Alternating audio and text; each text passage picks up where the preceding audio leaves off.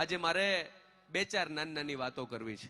અહીંયા જેટલા બેઠેલા મિત્રો, કલ્પેશ, ઘણી વખત આપણને એવું થાય કે અહીં નાનામાં નાનો હોય માણા, એક નાનકડો પાનનો ગલ્લો ચલાવતો હોય તોય ભલે, એક નાનકડી દુકાન ચલાવતો હોય તોય ભલે, એક કારખાનાનું માલિક હોય તોય ભલે, અને એક મોટી ફેક્ટરીનું માલિક હોય તોય ભલે.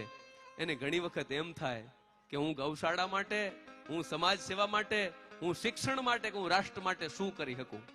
એક નાનકડો ઉદાહરણ, નાનકડો દાખલો, 5-7 મિનિટનો પ્રસંગ જે મને બહુ ગમે છે, મારા હૃદયની આ બહુ નજીક છે. જે વ્યક્તિઓ એમ કહે છે કે હું સમાજ માટે શું કરી શકું, મારી પાસે બહુ બધા રૂપિયા નથી, મારી પાસે બહુ બધો નાણો નથી, એ બધું લિસ્ટ તમે રાખતા આવજો, મને એક સાથે દઈ દેજો, બધાના નામ આપણે લઈ લઈશું. વાહ વાહ વાહ.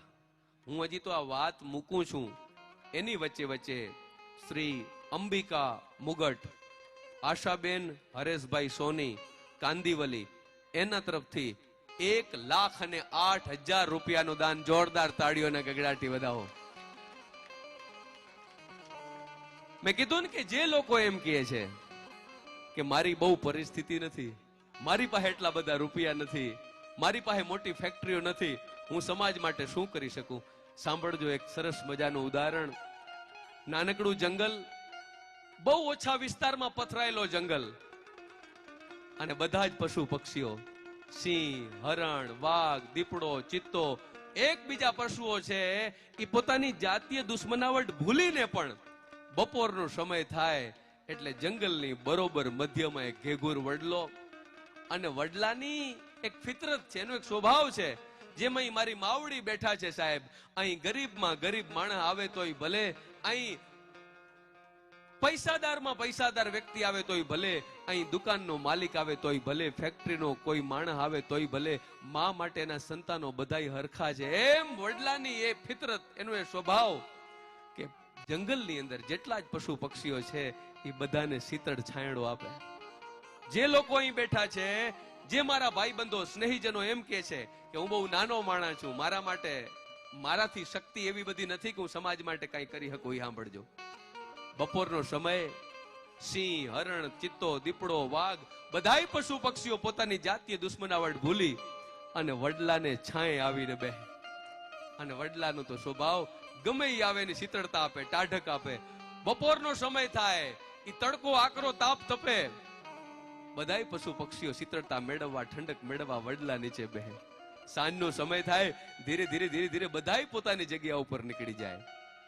એક સમયે, એક દિવસ, 2 દિવસ, 5, 50 દિવસ, આ બધાય આનંદ કિલોલ કરતા કરતા એક ઘટના એવી બની, સાંભળજો મુંબઈવાસીઓ, કે કોઈ કારણસર બપોરનો સમય થઈ ગયો અને ઈ ઘેઘુર વડલાને આગ લાગી ગઈ.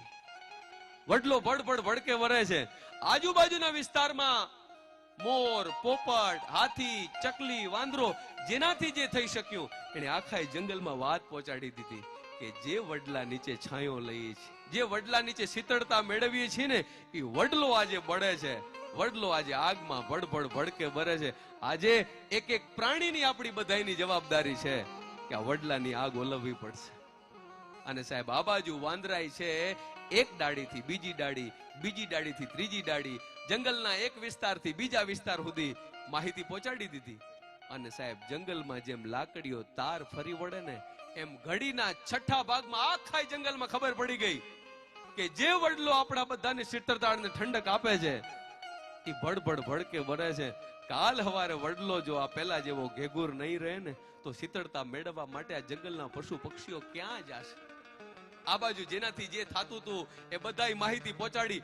બપોરના સમય પછી ધીરે ધીરે સાંજ થતી હતી અને બધા એક જગ્યાએ ભેગા થઈ ગયા.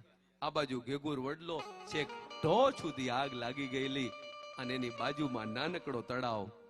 હવે સાંભળજો, એ તળાવમાંથી જેનાથી જે થાતું હતું ને એ ખોબા ભરી ભરીને ઉલાડવા માંડ્યા. આ બાજુ જંગલનું સૌથી કદાવર પ્રાણી હાથી, એમ કહેવાય કે હુંડ ભરી ભરી અને છેક વડલાની ટોચ ઉપર પાણી ઉડાડવા માંડ્યો કે આ મારા વડલાને હું કોઈક રીતે બચાવી શકું. જે માણસ એમ વિચારે છે ને કે સમાજ માટે કંઈક કરવું છે, સાહેબ એ તો એનાથી થાતું કરી છૂટે છે. અને એવા વખતે આ મુંબઈ વાસીઓ, નાનકડા દુકાનના માલિક હોય તોય ભલે અને કારખાનાના માલિક હોય તોય ભલે, અહીં બેઠા છો, સાંભળજો કે ચકલીનું બચ્ચું એ સમયે કામ કરતું દેખાણું. ખોબા જેટલું પક્ષી, આપણે બધા જાણીએ છીએ.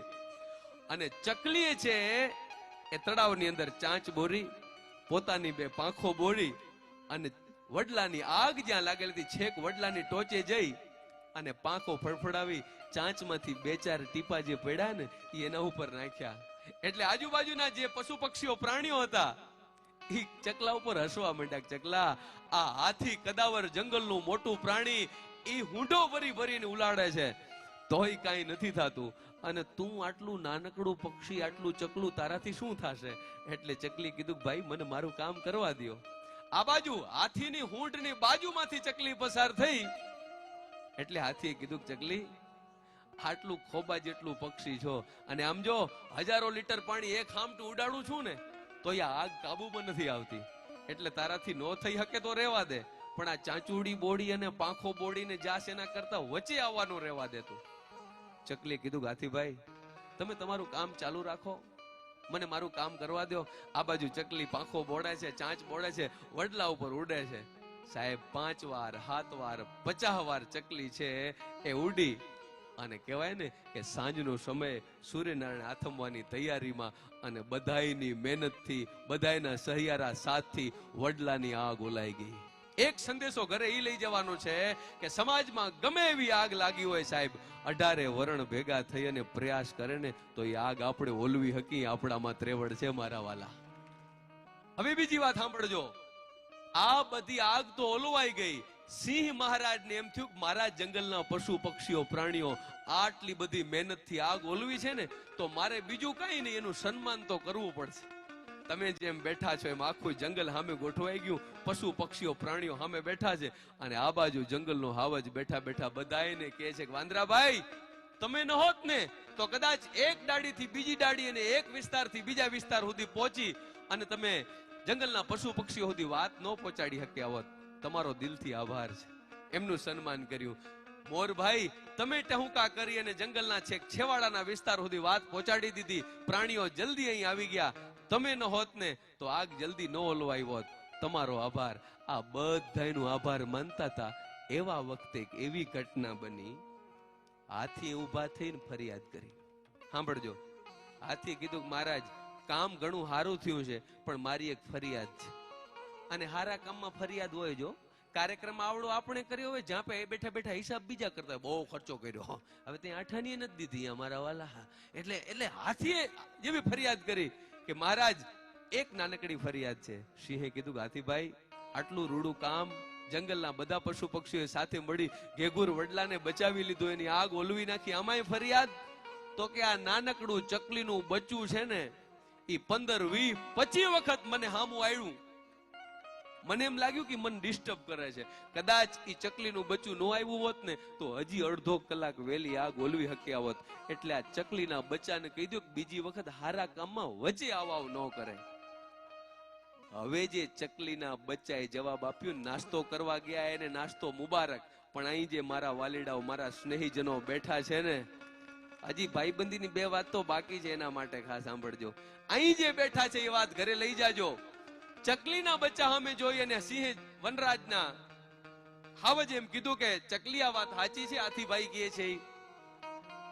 ચકલીએ ઊભા થઈને કીધું કે મહારાજ, સિંહ મહારાજ, હું નહીં આખું જંગલ જાણે છે કે હાથી જેટલું પાણી ઉડાડી શકે ને એટલી તો અમારી આખી પેઢી ભેગી થાય ને તોય અમે ન ઉડાડી શકીએ. આ વાત સત્ય સનાતન છે, બધાય જાણે છે. પણ મહારાજ, હું ચાંચ બોરી બોરીને, હું પાંખો બોડી બોડી અને વડલાની ડાળ ઉપર વડલાની આગ ઓલવવા માટે એટલે પાણી ઉડાડતી હતી મહારાજ કે 2 વર્ષ પછી, 5 વર્ષ પછી, 50 વર્ષ પછી આ વડલાની આગનું ઇતિહાસ લખાય ને તો મારું નામ આગ ઓલવવા વાળામાં હોય, લગાડવા વાળામાં નહીં. બસ न समझोगे तो मिट जाओगे हिंदुस्तान वालों, तुम्हारी दास्तां तक न होगी दास्तानों में. एक वक्त જ્યાં સુધી આ રાષ્ટ્ર પ્રત્યે પ્રેમ છે, અહીં બેઠા બેઠા મને ખબર છે આજે મોબાઈલના યુગમાં સ્ટેટસ લગાવવા બહુ સરળ છે.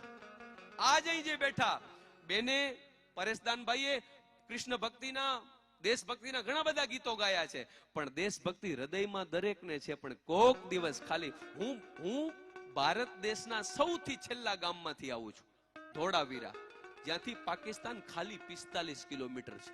બોર્ડરના જવાનો કાયમ અમારી આજુબાજુ છે. ટાઢ, તાપ, તડકો બધાયમાં અમે એને જોયા છે. એટલે ડાયરાના માધ્યમથી એક વાત તો આજે સૈનિકો માટે મારે કહેવી છે કે મારા મુંબઈ ગરાવને, કે એ લોકો આપણા માટે શું કરે છે. સાંભળજો. સલમાન ખાન હોય તોય ભલે, સંજય દત્ત હોય તોય ભલે, અને 2-5 બીજા હોય તોય ભલે, આજે ડાયરાના માધ્યમથી ખુલ્લો બોલું છું કે સાહેબ, જેને આપણે હીરો માનીએ છીએ, જેને આપણે એક્ટર નહીં પોતાના હીરો બનાવી દીધા છે, એ નાના મોટા કેસમાં ફસાઈ જાય ને તો અદાલતની સામે ઈ કઠેડામાં ઊભા રહી અને રડવા મંડી જાય છે કે અમારી ભૂલ નહોતી. અને એક હતો મારો ભગતસિંહ, એક રાજગુરુ, એક સુખદેવ. અરે ફાંસીનું હુકમ સાંભળ્યા પછી વંદે માતરમ ઇન્કલાબ કરતા કરતા ફાંસીના માંચડે ચડી ગયા. ઈ આપણા હીરો છે મારા વાલા, ઈ આપણા સાચા હીરો છે. અને ઈ હીરોને બિરદાવતી એક સરસ મજાની કવિતા. અને આ કવિતા પછી આ જેટલા મિત્રો બેઠા એ બધાય માટે Sachin Tendulkar, Michael holding, Tony Greg, ABD Villiers, MS Dhoni, આ બધાયના વોઇસની કોમેન્ટ્રી તમને સંભળાવી દઉં, જે આપ સૌની કૃપાથી, માની દયાથી એવી વાયરલ થઈ કે એ વિડીયો ફરતો ફરતો ઇન્ટરનેશનલ કોમેન્ટેટર આકાશ ચોપરા પાસે પહોંચ્યો. અને આકાશ ચોપરાએ મારો એ વિડીયો ટ્વીટ કર્યો. એટલે મને એમ થયું કે માની હવે પૂરી કૃપા છે, નહીંતર ઇન્ટરનેશનલ કોમેન્ટેટર થોડો આપણો વિડીયો. એટલે એ તમને સંભળાવું. એના પહેલા આ દેશભક્તિની કવિતા મુંબઈના માધ્યમમાં બેઠેલા મારા બધા ભાઈઓ માટે, કે કસુંબલ રંગત ચોડ લાલ જગત ક્યાંથી લાવું. એક સમય દેશભક્તિ માટે, આપણા માટે સાહેબ ફના થરદાર વ્યક્તિઓની યાદી કરવી છે. એટલે કે કસુંબલ રંગત ચોડ લાલ જગત ક્યાંથી લાવું, હું આઝાદ ક્યાંથી લાવું, હવે ભગત ક્યાંથી લાવું. અને વાત કરવી છે માત્ર 2 ઘડી મારે મારા દેશની, પણ એ માહોલ ક્યાંથી લાવું, વખત ક્યાંથી લાવું. અરે લાલ, બાલ, પાલ, ભગત, રાજગુરુ અને સુખદેવ. વિચાર તો કરો.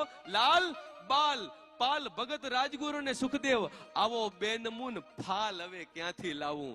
અને માત્ર એક જ મળવો અઘરો છે આ દેશ માટે માથા ધરી દેવો. માત્ર એક જ મળવો અઘરો છે આ દેશ માટે માથા ધરી દેવો. ત્યારે આ હિન્દુસ્તાન માટે ફના થઈ જાય એવી આખી પંગત ક્યાંથી લાવું, હવે આઝાદ ક્યાંથી લાવું, ભગત ક્યાંથી લાવું.